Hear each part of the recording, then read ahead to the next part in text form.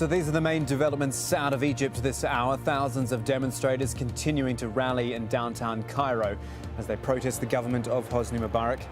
Also in the last couple of hours, we've heard from Vice President Omar Suleiman. He appeared on television promising constitutional reform and immunity from prosecution for the demonstrators.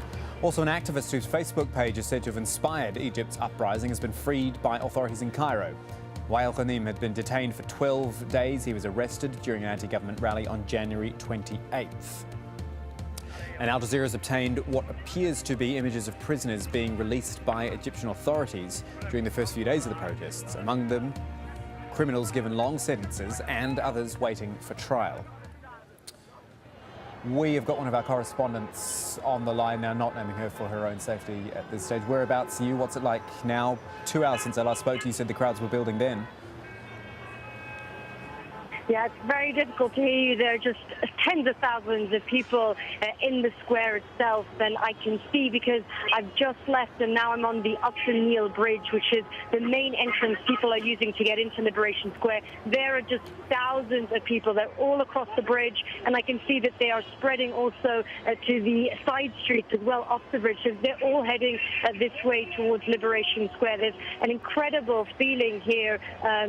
Really a lot of people who have been saying that what is really marked about today and what's really noticeable for us is just the diversity of people, the men, the women, old people, young people. Sectarian divides seem to have melted away. We've seen Muslims and Christians and different classes of people as well. And what I certainly noticed when I was in the square was that a lot of the newcomers, those people flowing in, were young people, I think under 30, I'd say, and formed the overwhelming majority of those who were coming in. And they were telling me that it's incredibly important right now for them to show their support, to show that this is still driven by the young people. This is a movement that is really for the Egyptian people. And of course, they were saying that they've very much been inspired by Wael Ghanim, the Google executive and the activist who was freed and spoke so emotionally in that interview that we were just talking about on Al Jazeera, that he was talking on Egyptian television on Monday night. And his words really did resonate through the population here, through the old and the young people. Just before I move on, just want to check that you can hear me all right. You said that it's very noisy there.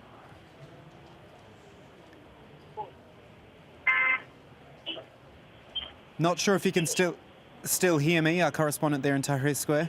I can hear you. Go ahead. I just want to check because I'm about to read a whole lot of stuff. I want to make sure you can definitely hear me. Reports I'm getting here about protesters heading towards the Interior Ministry, the Shura Council, the Parliament and Ramses Square.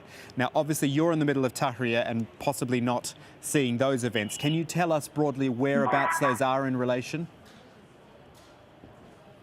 Yeah, I mean, a lot of those buildings aren't far from the Liberation Square, and there are just people everywhere, so it's very difficult to tell you exactly where they're heading. I can tell you that they look like they're heading to Liberation Square, and as I was walking out from the square towards over the bridge, everyone was telling me that that's where they're heading, Tahrir, which is the Liberation Square. Nobody was telling me they were going anywhere else. And inside the square, the idea was that they want to pack people inside. They don't want to be heading to other places, but certainly as people head towards this main focal event, they will be going past other buildings, and that may be where the reports are coming from. Is Tahrir Square, Liberation Square, still seen as an effective gathering point? Obviously, it's the focal point, but some have argued that if they'd headed to other parts of the city, to the Parliament and things, they could have actually achieved more, at least for their cause.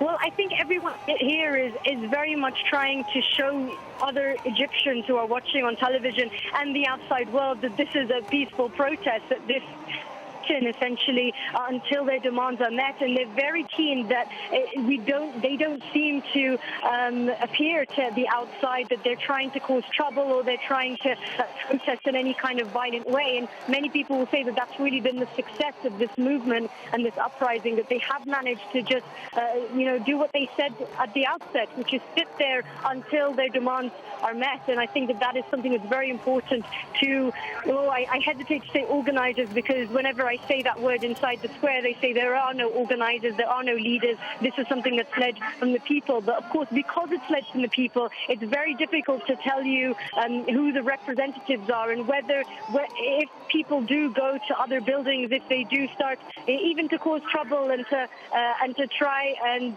disrupt the security situation in any way.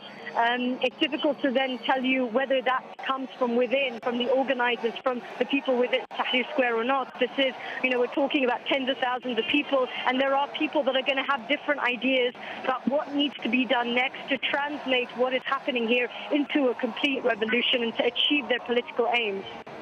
How would you characterize these protests now? Because we've seen so many different types over the past weeks. We've seen Million Man March, we've seen Day of Rage, we've seen Day of Departure, I think it was. What is this movement doing now? What are they actually doing there?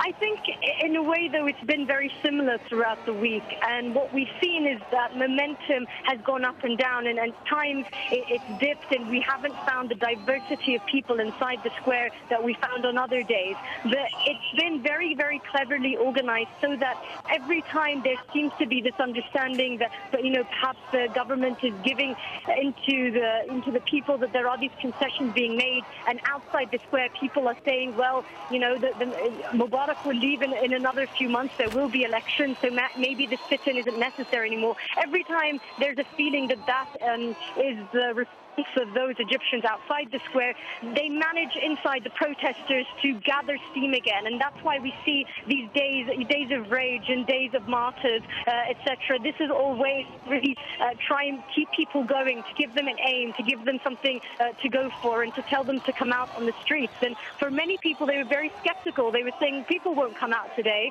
They've been told to come out before, and so this, just seeing the thousands of people I can see in front of me still heading to the square, I think that's Europe right there. The more the government gives concessions, the more we're finding that indeed this is invigorating the people. They are heading towards Liberation Square because they feel actually that what they're doing could make a difference. And I've spoken to a lot of people today who say that this is for the first time. They're coming to the square for the first time. They haven't even gone in the last 2 weeks. And when you ask them why, they say because we feel like actually things are moving, and now more than ever it's important to come to the square until the job is done and President Mubarak leaves.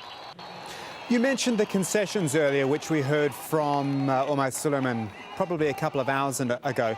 Has that news filtered down into the square? Well, should I say it has filtered down into the square? How have people reacted to it? Because it is, however small, a concession from the government. Yes, I mean, there's a lot of discussion taking place within the square right now about where to go from here. I mean, even if they achieve their aim, that Mubarak leaves, is the idea then that you transfer power to the vice president? Some people saying yes, some people saying no, some people saying that what is needed is for the parliament to be dissolved, and other people bringing up, well, if the parliament is dissolved now and we have 60 days to the next election, well, then there won't be any of these constitutional amendments that Suleiman was talking about, and so we're going to end up with the same kind of system. So there are a lot of different views inside the square right now how to go forward. I certainly think that the idea that Omar Suleiman is willing to form committees and to talk about constitutional change is very, very important, and that certainly is not a point that's missed on these demonstrators. But again, these are all building blocks for them. As long as Mubarak stays in power, they don't seem to believe that any of these changes will actually change the country. They think that they are pacifiers, if you like, but the amendments that could take place will be minimal until Mubarak leaves. And this is they have absolutely no faith really in the president, and they feel like the more he stays, the less freedom that they will have. And so their central demand remains the same. And I don't see that anything apart from President Mubarak stepping down will clear the square. The thoughts there from one of our team on the ground in Tahrir Square, in amongst the masses there, thousands of people turning out for this latest rally. And as we've said before, almost a slightly more permanent feel to it. You see to the right of your screen, there's some of the tents and tarpaulins that have gone up. So protesters settling in for the long haul, it might seem, as our correspondent saying, they're wanting nothing less than this regime gone. One of them amongst the crowds there is Ahmed Moore. who is a journalist and a pro-democracy protester. Thank you for your time, Ahmed. What's it like there today compared to previous rallies? There are plenty of people here as usual. What's changed is that there's a little more order in the square. You see dedicated